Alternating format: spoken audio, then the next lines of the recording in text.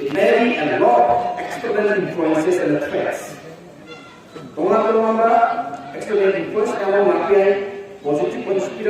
negative threat yang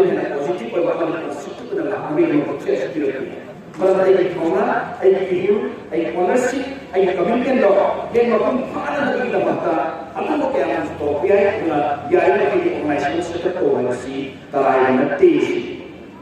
salah satu hal yang kita sudah ini, bahawa ayat itu kita risiko berapa, tunggu adalah ayat baru dengan kita tahu lagi, baru risiko ini seterus mati ada kokon, meratif hal risiko dah political ganas mesti berapa, hal risiko dah orang view boleh apa, mau mana berapa, vision objective tu mana kita tahu lagi, different aspiration atau different thoughts mana kita tahu lagi. Menurut kamu organize itu, untuk yang fail apa ada vision yang namanya, ada juga orang sih itu lebih tertarik organize itu sistem dia. Malah tuanya organize dia banyak program saya, pelatihan untuk training dan disiplin kelas yang tinggi. Malah ayat dua puluh persen, ayat dua sudah yang strong dari dua persen, ayat sisi itu berapa ayat ꯊꯤꯖꯤꯟ ꯍꯥꯏꯕ ꯋꯥꯐꯝ ꯑꯁꯤ ꯌꯥꯝꯅ ꯐꯕ ꯊꯝꯖꯩ ꯊꯥꯖꯕ ꯊꯥꯖꯔꯕ ꯇꯧꯅꯤꯡꯕ ꯈꯜꯂꯕ ꯉꯝꯅꯤꯡꯕ ꯈꯜꯂꯕ ꯃꯗꯨ ꯄꯣꯠꯇꯨ ꯆꯞ ꯆꯥꯅ ꯂꯦꯞꯈ꯭ꯔꯕꯗꯣ ꯀꯩꯗꯧꯅꯤꯡꯗꯁꯨ ꯐꯦꯜ ꯂꯩꯔꯣꯏ ꯃꯔꯝ ꯀꯔꯤ ꯍꯥꯏ faith moves the mountain ꯃꯁꯤꯒꯤ ꯑꯦꯛꯁꯟꯁꯤꯁꯨ ꯈꯪꯃꯤꯟꯅꯕ ꯃꯇꯝꯗ ꯑꯩꯈꯣꯏꯅ ꯈꯪꯖꯔꯤꯕ ꯃꯤꯅꯤꯡꯗꯣ ꯃꯌꯥꯝ ꯈꯪꯂꯝꯒꯅꯤ ꯑꯩꯈꯣꯏꯒꯤ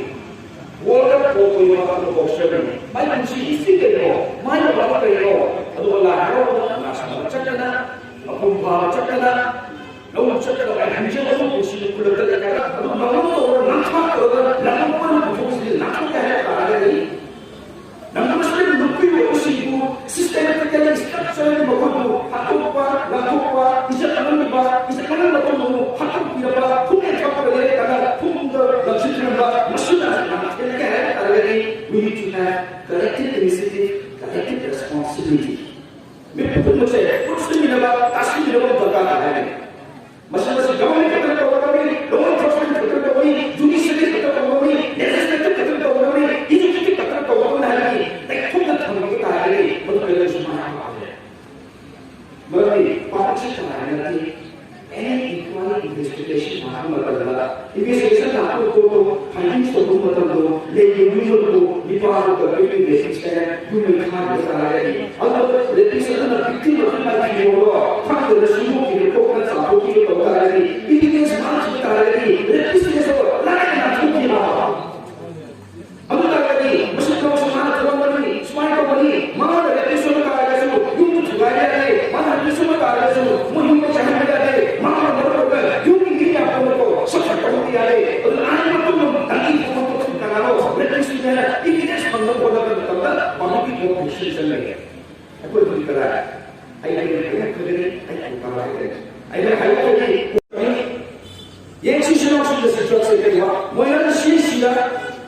ꯂꯥꯏꯛꯁꯨ ꯅꯣꯡꯃꯗ ꯃꯤ ꯆꯥꯝꯃ ꯆꯥꯝꯃ ꯍꯤꯗꯥꯛ ꯄꯤꯖꯒꯅꯤ ꯗꯤꯇꯣꯛꯁ ꯇꯧꯒꯅꯤ ꯅꯣꯡꯃꯗ ꯆꯥꯝꯃ ꯆꯥꯝꯃ ꯗꯤꯇꯣꯛꯁ ꯇꯧꯒꯅꯤ ꯑꯗꯨ ꯍꯧꯖꯤꯛꯇ 398ꯁꯦ ꯑꯗꯨꯅ ꯇ꯭ꯔꯛ ꯑꯦꯗꯤꯛꯇꯦꯗ ꯔꯨꯖꯨ ꯇꯧꯕꯅ ꯍꯥꯏꯁꯤꯅꯤ ꯃꯗꯨꯗ ꯃꯁꯥ ꯁꯥꯁꯤꯔꯛꯁꯤ ꯍꯧꯖꯤꯛꯁꯦ ꯀꯩꯅꯣ ꯇꯧꯔꯒꯗꯤ ꯇꯥꯛꯁ ꯐꯣꯔꯁ ꯀꯃꯤꯇꯤ ꯑꯩꯈꯣꯏꯒ ꯃꯤꯇꯤꯡ ꯇꯧꯒꯅꯤ ꯑꯗꯨꯅ ꯃꯈꯣꯏꯒꯤ ꯁꯥꯍꯜ ꯐꯨꯔꯛꯄꯅꯤ ꯑꯩꯒꯤ ꯊꯕꯛ ꯔꯤꯍꯦꯞ ꯁꯦꯟꯇꯔꯗ ꯂꯩ ꯃꯤ ꯐꯨꯜ ꯐꯦꯁꯤꯂꯤꯇꯤ ꯑꯗꯨꯒ ꯄ꯭ꯔꯥꯏꯚꯦꯠꯇ ꯇꯧꯕ ꯑꯗꯨꯝꯕ ꯔꯤꯍꯦꯞ ꯁꯦꯟꯇꯔꯁꯤꯡꯗ ꯔꯤꯐꯔꯦꯟꯁ ꯁꯔꯚꯤꯁ ꯄꯤ ꯅꯣꯡꯃꯒꯤ ꯑꯗꯨꯒ ꯗ꯭ꯔꯒ ꯇꯧꯕ ꯑꯉꯥꯡ ꯃꯌꯥꯝꯁꯤꯡꯁꯦ ꯍꯦꯟꯒꯠꯂꯛꯀꯅꯤ ꯁꯤꯒꯤ ꯃꯌꯥꯝꯁꯤꯕꯨ ꯑꯩꯈꯣꯏꯅ ꯀꯟꯇ꯭ꯔꯣꯜ ꯇꯧꯕ ꯍꯥꯏꯇꯥꯔꯒꯗꯤ ꯐꯥꯔꯁ we help to start from family ꯏꯃꯨꯡ ꯃꯅꯨꯡꯗꯒꯤ ꯏꯆꯥꯁꯤꯡ ꯀꯔꯝꯅ ꯆꯥꯒꯅꯤ ꯀꯔꯝꯅ ꯊꯛꯀꯅꯤ ꯀꯔꯝꯅ ꯂꯣꯏꯅꯒꯅꯤ ꯍꯥꯏꯕꯒꯤ ꯃꯗꯨꯗ ꯇ꯭ꯔꯦꯟ ꯇꯧꯗꯕ ꯇꯥꯔꯒꯗꯤ ꯑꯩꯈꯣꯏꯒꯤ ꯄꯨꯟꯁꯤ ꯑꯩꯈꯣꯏ ꯐ꯭ꯌꯨꯆꯔꯁꯦ ꯑꯗꯨꯒꯤ ꯑꯔꯦꯝꯕ ꯑꯃꯥꯡꯒꯤ ꯑꯃꯥꯡꯕ ꯑꯣꯏꯒꯅꯤꯁꯤꯅ ꯑꯗꯨꯒ physical development and the spiritual development ꯑꯗꯨꯒ human developmentꯁꯦ ꯃꯁꯤ ꯄꯨꯟꯅ ꯆꯠꯀꯗꯕ ꯆꯠꯂꯤ ꯄꯨꯔꯥ ꯂꯩꯈꯠꯂꯁꯤ ꯕꯤꯜꯗꯤꯡ ꯑꯆꯧ ꯑꯆꯧ ꯁꯥꯔꯛꯂꯁꯤ ꯃꯤꯑꯣꯏꯕ ꯁꯤ ꯂꯩꯈꯠꯕ ꯁꯤ ꯂꯩꯈꯠꯕꯗ ꯃꯤꯑꯣꯏꯕꯁꯤ ꯂꯩꯈꯠꯕ ꯃꯇꯝꯗ ꯑꯩꯒꯤ ꯁꯨꯃꯥꯏꯅ ꯇꯧꯕ ꯕꯤꯜꯗꯤꯡ ꯃꯌꯥꯝ ꯑꯩꯒꯤ ꯅꯦꯁꯟ ꯃꯌꯥꯝ ꯄ꯭ꯔꯣꯄꯔꯇꯤ ꯃꯌꯥꯝ ꯃꯤꯅꯥꯏ ꯃꯩꯊꯥ ꯃꯌꯥꯝ ꯀꯔꯤ ꯀꯥꯟꯅꯕ ꯐꯪꯗꯣꯏꯅꯣ ꯑꯗꯨꯅ ꯃꯤꯑꯣꯏꯕ ꯍꯤꯡꯅ ꯆꯠꯆꯔꯒꯗꯤ ꯑꯦꯇ꯭ꯔꯦꯛꯁꯤv ꯁꯣꯁꯥꯏꯇꯤ ꯄꯨꯊꯣꯛ ꯐꯪꯕ ꯇꯥꯏ ꯍꯦꯜꯗꯤ ꯀꯟꯇ꯭ꯔꯤ ꯄꯨꯊꯣꯛ ꯐꯪꯕ ꯗꯔꯀꯥꯔ ꯇꯥꯏ ꯃꯗꯨ ꯅꯠꯇ꯭ꯔꯒꯗꯤ ꯑꯩꯈꯣꯏ ꯇꯨꯡꯒꯤ ꯐꯣꯡꯕꯗꯗꯤ ꯍꯧꯖꯤꯛ ꯌꯦꯡꯁꯤ ꯃꯣꯔꯅꯤꯡ ꯑꯩꯈꯣꯏ ꯍꯥꯎꯁꯤ ꯑꯃꯒ ꯇꯧꯔꯒ ꯄꯨꯟꯁꯤ ꯂꯣꯏꯅ ꯄꯨꯟꯁꯤꯟꯅꯗꯅ ꯅꯨꯡꯉꯥꯏꯕ ꯑꯃ ꯂꯩꯔꯤ ꯑꯗꯨꯕꯨ ꯃꯇꯝ ꯀꯨꯏꯅ ꯆꯠꯈꯤꯗꯦ ꯑꯗꯨꯅ ꯉꯔꯥꯡ ꯑꯄꯨꯟꯕ ꯂꯨꯞꯀꯤ ꯅꯍꯥꯔꯣꯜꯁꯤꯡꯅ ꯏꯃꯥꯏꯕꯦꯜꯁꯤꯡꯅ ꯑꯩꯕꯨ ꯐꯪꯁꯟꯁꯤ ꯌꯥꯎꯅꯕ ꯇꯥꯛꯄꯤꯔꯛꯄ ꯃꯇꯝꯗ ꯑꯩꯒꯤ ꯂꯥꯟꯅꯗꯤ ꯇꯧꯔꯨꯕꯅꯤꯅ ꯑꯩ ꯌꯥꯎꯕ ꯃꯇꯝꯗ ꯍꯌꯦꯡ ꯌꯥꯎꯅꯤꯡꯗꯕ ꯃꯤ ꯅꯠꯇ꯭ꯔꯒꯅ ꯃꯁꯤ ꯀꯥꯏꯗꯕ ꯌꯥꯕꯒꯤ ꯂꯥꯛꯀꯅꯤ ꯑꯗꯨꯅ ꯑꯩ ꯌꯥꯔꯒꯗꯤ ꯌꯥꯎꯍꯟꯕꯤꯒꯅꯨ ꯍꯥꯏꯖꯕ ꯃꯇꯝꯗ ꯃꯌꯥꯝꯒꯤ ꯑꯄꯨꯟꯕ ꯂꯨꯞ ꯍꯥꯏꯕꯁꯤꯗꯤ ꯂꯥꯟꯒꯤ ꯔꯣꯜ ꯑꯃꯒꯤ ꯂꯩꯇꯦ ꯑꯩꯈꯣই ꯄꯨꯟꯁꯤꯟꯅꯅꯕ ꯑꯗꯨꯒ ꯑꯃꯅ ꯑꯃꯒꯤ ꯃꯇꯦꯡ ꯄꯥꯡꯅꯅꯕꯒꯤ ꯇꯧꯕꯅꯤ ꯌꯥꯎꯗꯕ ꯌꯥꯗꯦ ꯍꯥꯏꯗꯅ ꯇꯥꯛꯄꯤꯔꯛꯄ ꯌꯥꯝ ꯅꯨꯡꯉꯥꯏꯖꯩ ꯑꯗꯨꯅ ꯑꯩꯅ ꯉꯁꯤ ꯌꯥꯎꯖꯔꯤꯕꯁꯦ ꯑꯗꯨꯕꯨ ꯑꯦꯇꯦꯟꯗꯦꯟꯁꯁꯤ ꯌꯦꯡꯂꯒꯗꯤ ꯅꯤꯡꯊꯧꯈꯣꯡꯒꯤ ꯑꯄꯨꯟꯕ ꯂꯨꯞꯁꯤ ꯑꯄꯨꯟꯕ ꯂꯨꯞ ꯍꯥꯏꯕꯗ ꯈꯔ ꯉꯁꯤꯒꯤ ꯀꯔꯤꯗꯣ ꯃꯤꯒꯤ ꯃꯑꯣꯡꯁꯤꯗꯤ ꯑꯩꯗꯤ ꯈꯔ ꯑꯗꯨꯝ ꯆꯤꯡꯅꯕ ꯂꯩꯖꯩ ꯑꯗꯨ ꯑꯐꯕ ꯑꯣꯏꯁꯅꯨ ꯑꯍꯥꯟꯕꯗ ꯑꯩꯅ ꯂꯝꯗꯝꯁꯤꯕꯨ ꯄꯥꯡꯕꯤꯔꯤꯕ ꯏꯁꯣꯔ ꯑꯗꯨ ꯉꯁꯥꯏ ꯑꯩꯒꯤ ꯏꯌꯥꯝꯕ ꯂꯥꯟꯅ ꯊꯣꯛꯀꯦ ꯈꯣꯏꯔꯥꯡ ꯁꯣꯚꯥꯁꯆꯟꯗ꯭ꯔꯅ ꯍꯥꯏꯕꯤꯈ꯭ꯔꯦ ꯃꯁꯤꯗꯒꯤ ꯃꯆꯪ ꯑꯣꯏꯕ ꯑꯩꯈꯣꯏ ꯈꯔ ꯍꯧꯖꯤꯛꯇꯤ ꯊꯦꯡꯅꯗꯕ ꯌꯥꯗꯕ ꯑꯩꯈꯣꯏ ꯈꯔ ꯈꯟꯒꯠꯂꯒ मधु थबक में ओंथोक्पसिना अइना मरु ओइना हाबियो अइ वाफम गई दोस्त गई मधु कोई मतलब मतमिना तो वो फगनी है मेरे फगनी कोई मसा हेवी है हर को खुला अकेले तो है बन कर रही मैं एक बार खुदन भी था से कोई नी कान ले सुनो हो मर को दे था कार से मी था ला ले से ने अदना कोई तो दा कोई मकुम था वो ये नहीं है नहीं मैं समझेंगे अय्याम सारा है जो संदय मतलब अई वाजन सारा नाम तो ये है मसला apa namanya PSBB juga alo kada di election game sama di election center sama itu kali masalah jadani ka ai mama ga person yumo ya manipuri ahan dokter manipuri ahan dokter manipuri ahan da bukti ne pasawa manipuri mai misalnya ahan da sisi ne boka aku ini namanya harusnya aku ini now aku bisa langsung sih Makoi suruh kita kangen lah. Makoi yang mesti inspiration atau build. Makoi suruh makoi kunci izat, kunci kamera di history, kunci kamera di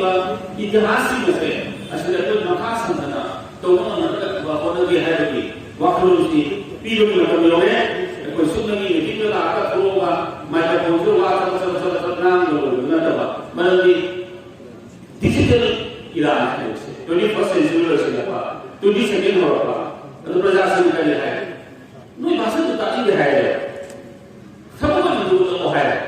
आई अदु मतलब कोई तो प्रयास में आई जगह है वो प्रतिदिन से तो है ना मैं आपको को कर जय उजुली को की मशीन खंडन का बढ़िया है